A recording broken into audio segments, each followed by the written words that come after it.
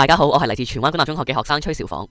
使用浴室嘅家居意外經常發生，老人家因為生理機能衰退嘅情況，更容易會導致意外。所以我設計咗呢套整合式智能系統，融合國際安全標準同埋智能物聯網技術，以3重監護層級嘅智能科技，全面保障長者使用浴室嘅安全。根據世衛同 ASHRAE 標準，室內溫度、相對濕度、一氧化碳同可燃氣體濃度嘅安全範圍如下。智能浴室會透過結合多種傳感器嚟監控，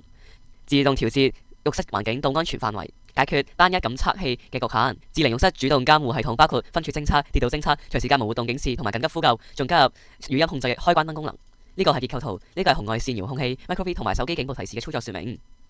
8個係操作步驟，呢10個係模擬情景圖。而家係系統示範。當溫度或者濕度超過預設值，同埋偵測到有人體活動嘅時候，抽氣扇就會自動開啟，進行通風、降溫、除濕。當溫度低過預設值，同埋偵測到人體活動嘅時候，暖燈就會自動開啟，為浴室加熱。撳紅外線遙控器可以調校溫濕度嘅預設值，指定抽氣扇同埋暖燈長開長關同埋自動模式。咁而家偵測到人體活動嘅時候呢，呢下嘅暖燈就會自動開啟啦。喺3種情況底下，系統會啟動風鳴器，同埋向照顧者手機發送警報。第一，偵測到人體溫度，但係移動傳感器係連續3分鐘，以5秒作為示範，內未偵測到任何活動嘅信號時候，代表使用者可能暈咗。第二，當防滑墊入邊嘅多種壓力感測器同時偵測到內來壓力嘅時候，代表使用者可能跌倒。第三，如果連續24個小時以30秒作為示範，未偵測到任何移動嘅信號，代表使用者可能喺浴室內發生咗意外。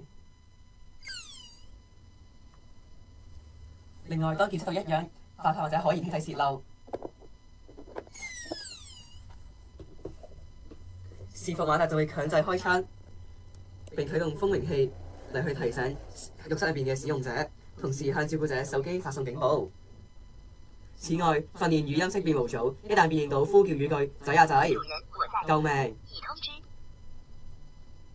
風鳴器就會響起警報，並即時通知照顧者。只要講冇事，警報就會解除。透過語音指令打開燈或者關燈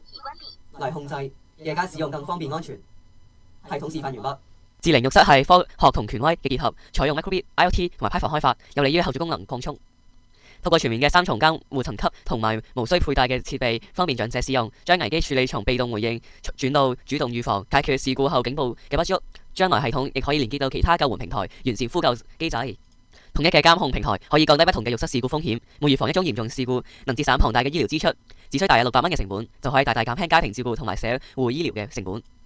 總而言之，智能浴室係安全性、社會價值、技術可行性方面表現突出，尤其適合喺高齡化嘅香港推廣。